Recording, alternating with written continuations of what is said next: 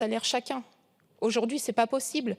Quand ils me disent qu'on ne peut pas embaucher parce qu'on est pris par les charges, je ne peux pas l'entendre. Là, c'est vraiment les charges qui leur pèsent trop lourd sur les épaules. Merci Madame la députée. Monsieur Pauget.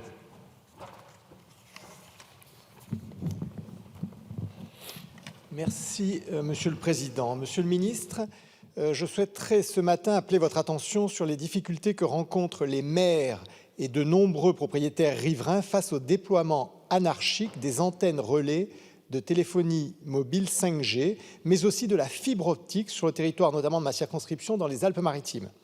Certes, le gouvernement se doit de garantir à tous les Français l'accès effectif à des solutions de communication abordables et de qualité. Certes, l'accès à une connexion de qualité doit passer par le déploiement de la fibre, dont la généralisation sur l'ensemble du territoire est prévue d'ici fin 2025. Toutefois, Monsieur le Ministre, pour impérieuses que soient ces nécessités, elles ne doivent pas faire l'objet de dérives de la part des opérateurs, motivés par une simple et agressive logique commerciale, loin de la réalité patrimoniale de nos territoires. En effet, dans ma circonscription, les villages du Rouret ou alors de Tourette-sur-Loup en sont des exemples particulièrement illustratifs, car victimes de la multiplication tout azimut de ces antennes relais d'une hauteur de plus de 25 mètres. On ne peut que déplorer l'absence de concertation entre les élus locaux qui sont actuellement impuissants face au fait accompli, les préfectures et les opérateurs privés. Pour compléter ce triste tableau, de nombreux désagréments sont également à déplorer dans le cadre de la pose de la fibre qui dénature par une installation disgracieuse la richesse du patrimoine architectural des villages de ma circonscription.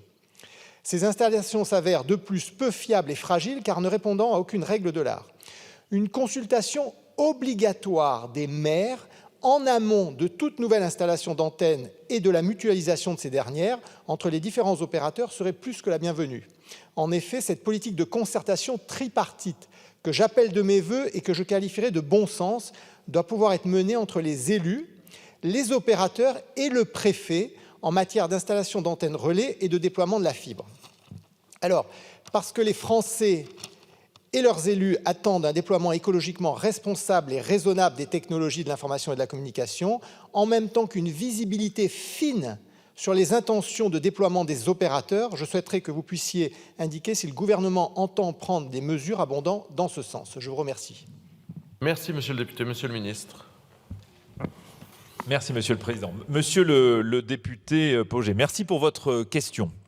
Le gouvernement a bien conscience, et vous l'avez évoqué, qu'il peut y avoir une exaspération sur la multiplicité ou la multiplication d'antennes dans certaines zones du territoire. Et c'est la raison pour laquelle beaucoup a été fait pour favoriser, inciter à la mutualisation. Dans le cadre du New Deal mobile et du dispositif de couverture ciblée, les opérateurs, vous le savez, ont l'obligation de mutualiser leurs pylônes pour éviter justement qu'il y en ait trop dans certaines zones. Et leur installation active lorsqu'ils sont 4 sur la zone. D'autres obligations légales sont déjà en application, comme l'obligation en zone de montagne ou dans le cadre du déploiement 5G en zone peu dense. Enfin, la loi portée par le sénateur Patrick Chaize, visant à réduire l'empreinte environnementale du numérique en France, et notamment son article 30, oblige désormais les opérateurs à justifier auprès du maire, et vous l'avez évoqué dans votre question, le choix de ne pas recourir à une solution de partage de sites ou de pylônes. Grâce à l'ensemble de ces mesures, l'Arcep indique, dans le cadre de son dernier rapport annuel, que 70% des antennes sont mutualisées entre les opérateurs.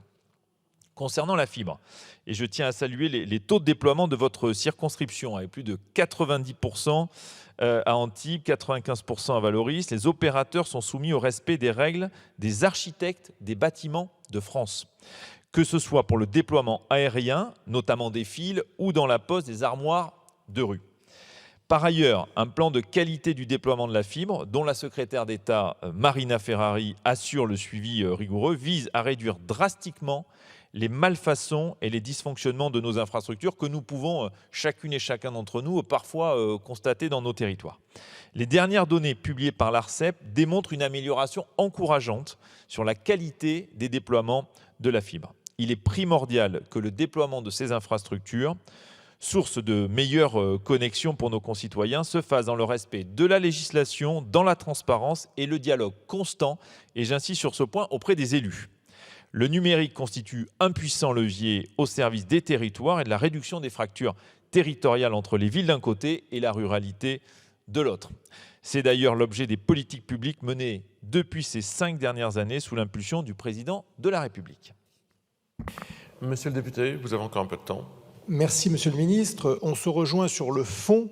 C'est sur la forme que j'appelle de mes voeux cette concertation obligatoire et tripartite. Ce qui manque aujourd'hui, c'est que concernant les antennes relais, les opérateurs sont en concurrence. C'est une concurrence commerciale qui est féroce sur des territoires comme le mien. Et les maires sont devant le fait accompli et ne peuvent pas s'opposer lorsque des antennes portent atteinte au paysage, à un patrimoine. Ils ne peuvent pas s'opposer.